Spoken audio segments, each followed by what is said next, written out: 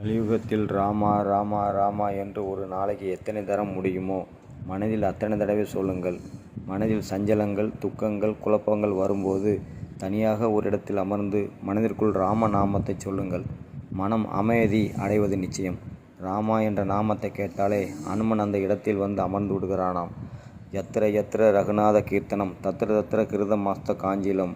10,000 ராமநாமங்கள் சொன்னால் 7 கோடி மந்திரங்கள் சொன்ன பலனாம். அதனால் தினம்தோறும் நடைபெறும் நாம சங்கீர்த்தனத்தில் கலந்து கொண்டு அனைவரும் ராம நாமம் சொல்வோம். ஜெய் ஸ்ரீராம், ஜெய் ஸ்ரீராம்.